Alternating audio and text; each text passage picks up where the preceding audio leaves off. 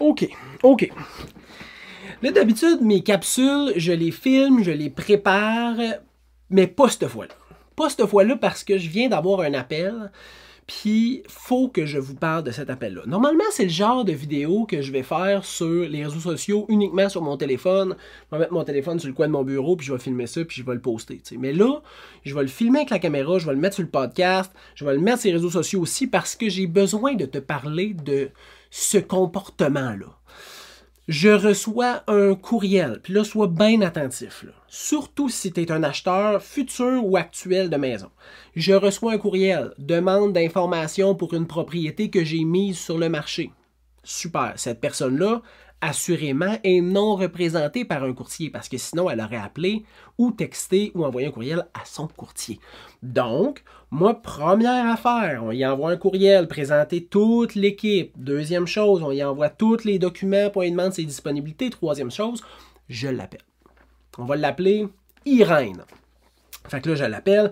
Salut Irène, ça va bien, super. Tu m'as fait une demande pour telle propriété, le 1, 2, 3 rue de la Banane, number one. On t'a envoyé les documents. Donc, je voulais juste savoir tes disponibilités. Je prends ces disponibilités. Puis là, je dis, je vais te poser une couple de petites questions. Ça fait combien de temps que tu cherches, blablabla. Là, elle me dit, on cherche depuis peu. Parfait. Clairement, Irène, vous n'avez pas de courtier qui vous aide dans votre processus d'acquisition. Elle me dit non. Fait que là, je commence à poser des questions. Super, je suis curieux, je me demande pour quelle raison vous n'avez pas pris de courtier pour vous aider? Est-ce qu'il y a quelque chose, un avantage que vous y voyez que je connais pas? Non, on fait juste commencer. Parfait, Irène, vous faites juste commencer, mais clairement, vous avez un projet parce que vous m'avez écrit. Là, elle me dit, ouais, on a un projet. Super. Je vais te parler de deux choses, Irène. La première, c'est que tu ne devrais jamais entrer en contact avec le courtier du vendeur. Elle dit, ben là, pourquoi? Ben parce que le vendeur et son courtier ont un contrat ensemble. Le courtier du vendeur représente les intérêts du vendeur. Là, tu vas me dire, tu m'as déjà expliqué ça, François, mais là, écoute la vidéo, rentre ça dans ta tête. Là. Tout le contenu, écoute-les jusqu'à la fin. Là. Fait que là, je dis, il représente les intérêts du vendeur. Elle dit, ouais, mais c'est pas notre première maison, puis, tu sais, moi, je baigne dans le domaine de l'immobilier. Là, je fais, super, tu fais quoi? Puis là, on me parle qu'il est dans la construction de maisons neuves, préparation des travaux, estimation, etc. Là, je fais, OK, parfait. Je vais te mettre dans un scénario. On va visiter le 1, 2, 3 rue de la Banane ensemble. Vous avez un coup de cœur. J'ai 18 visites présentement sur la propriété. Disons qu'il y en a 8 qui déposent des offres d'achat. Vous voulez déposer une offre d'achat? Comment vous faites pour déterminer le bon prix, la bonne stratégie puis les bonnes conditions si moi, je peux absolument pas vous aider parce que je représente le vendeur? Puis là, elle fait, on y va avec ce qu'on pense. Super, Irène, est-ce que ce que tu penses, c'est réellement la bonne solution? Est-ce que tu payes trop pour la propriété? Est-ce que tu payes pas assez? Est-ce que les conditions sont assez stratégiques pour avoir une acceptation? Je sais pas, j'imagine que non. Non. Parce que c'est basé sur rien de tangible. Tandis que si vous aviez eu un courtier immobilier qui vous aurait aidé, qui aurait visité avec vous, qui vous aurait fait voir des choses durant la visite qui risquent de sortir à une inspection, qui aurait lu le rapport d'inspection qui était peut-être disponible sur le 1, 2, 3 rue de la Banane, puis par la suite, vous auriez regardé les comparables. Toutes les propriétés vendues dans les 3, 4, 5, 6, 7 derniers mois. Combien de temps ça a pris? Il était affiché quel prix? Ils se sont vendus quel prix? Il y avait quoi dans la déclaration du vendeur? Vous auriez pu baser une stratégie basée sur des faits, une mathématique, des statistiques. Est-ce que tu penses que ça aurait été un prix qui aurait été plus juste et réfléchi? Oui. Première erreur, c'est que vous ne pourrez pas avoir une analyse réfléchie le jour où vous allez trouver un coup de cœur. Le coup de cœur, vous pouvez le trouver tout seul. Ça va mieux quand il y a quelqu'un qui vient vous aider parce qu'il est là pour que vous ne vous emballiez pas si jamais vous avez un coup de cœur, mais coup de cœur, vous pouvez le trouver tout seul. La juste valeur marchande, vous avez besoin d'un professionnel pour venir vous aider. Deuxième problématique, je dis là, tu me dis, tu fais juste commencer, puis que vous faites ça lentement, la problématique, là, c'est que vous minimisez votre projet d'acquisition. Puis ça, là, c'est quelque chose qu'on devrait jamais faire. Puis là, je dis rarement jamais, là, mais on devrait jamais minimiser un projet d'acquisition. Vous voulez acheter une maison, c'est un projet qui vous tient à cœur, c'est un projet important, c'est un projet qui implique des risques, mais qui implique aussi une grande somme financière. Normalement, un grand projet comme ça se prépare. ça se structure, ça s'outille, ça va chercher des conseils à gauche, à droite. La meilleure personne pour vous aider, c'est un courtier immobilier. Premièrement, parce que vous allez pouvoir parler de vos besoins, de votre situation. Il va pouvoir vous référer des professionnels ou un ou plusieurs professionnels pour préparer votre solvabilité, donc savoir combien vous pouvez emprunter. Hein, vous allez pouvoir trouver un bon collègue, partner dans le projet au niveau financier.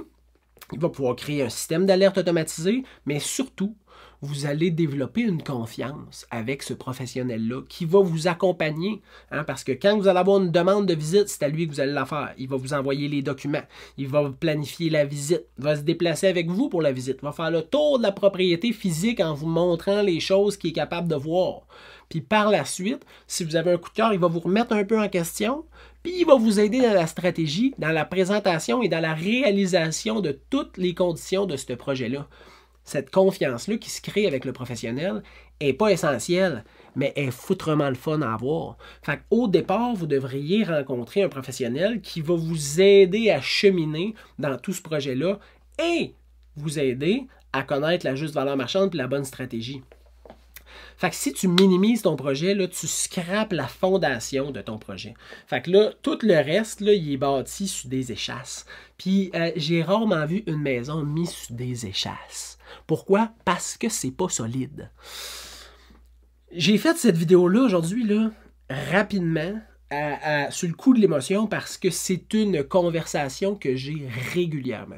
Puis là, Irène, au téléphone, j'y ai dit 2 fois, là, je sens, Irène, que tu veux pas d'aide. Puis c'est correct, je vais quand même t'éduquer parce que c'est important pour moi. C'est important pour moi que tu réalises ton projet au plein potentiel que tu peux, avec les meilleurs outils et les stratégies pour vraiment là, que tu le réussisses ton projet. Fait que je vais te le dire, même si je sais que tu ne me choisiras pas. Hein? C'est pas grave. Je vais quand même te le dire, puis tu me raccrocheras à la ligne au nez, c'est pas grave. Moi, j'aurais fait ma job, puis je m'aurais dit, j'ai vraiment essayé d'y éviter, de vivre des embûches, des difficultés, des ralentissements, des longueurs dans son projet, puis de vraiment réussir au plein potentiel son projet. Tu sais. Puis ça, c'est une conversation que j'ai régulièrement. Je le sens dans le ton de voix que la personne, elle s'en calisse. Puis elle va continuer de faire cette erreur-là, même si ça fait 10 ans que je vois du monde faire ça. Puis des fois, c'est même du monde proche de moi, puis ils me disent « Hey, ça s'est passé tellement vite, man. On checkait Centris. » Première erreur. Si tu checkes Centris, c'est parce que tu as un projet. Tu aurais déjà dû rencontrer un courtier, mais mettons, on checkait Centris, il y avait une maison, il y avait une visite libre, on est allé. Le courtier m'a dit qu'il n'y avait pas d'offre, on a déposé un offre avec, ça a été accepté. Ça s'est passé tellement vite, là, tu sais, là. Je comprends, ouais, je comprends. Ça s'est passé tellement vite que quand ça allait lentement au début, t'as pas pris le temps de bien te setuper pour que ça marche bien. Fait que là, ta maison, tu l'as-tu payé trop cher ou pas assez cher? Ah, le courtier m'a dit que c'était le bon prix. OK, le courtier qui représente le vendeur t'a dit que c'était le bon prix. OK. Ben oui, c'est logique. Hein? Fait que c'est ce genre de conversation-là que j'ai là, avec des Irène, des Paul, des Justin, des Jean-Simon, là, ça ne devrait pas arriver. Ou ça devrait arriver, puis les gens devraient prendre conscience pour faire comme « T'as bien raison, c'est un peu ridicule. Écoute, je te choisirai pas parce que je connais quelqu'un, mais je vais l'appeler puis je vais faire affaire avec. » Ou « Ben oui, ben écoute, t'es le premier qui me dit ça, ça va me faire plaisir. On peut-tu se rencontrer pour que je te puisse te parler de mon projet parce que je veux bien faire les choses, fait que je veux te parler de mon projet pour que tu puisses vraiment comprendre mes besoins puis qu'on puisse vraiment créer une connexion puis que tu puisses m'aider. » Puis là, je ferai comme « Tableau. Oui, je veux te rencontrer. » Sois pas Irène, s'il te plaît. Ne fais pas cette erreur-là. Prends le temps de faire une fondation solide pour ton projet pour que tu puisses bâtir le reste sur quelque chose qui va tenir. OK? Bon, c'est tout. Je m'en vais. Bye.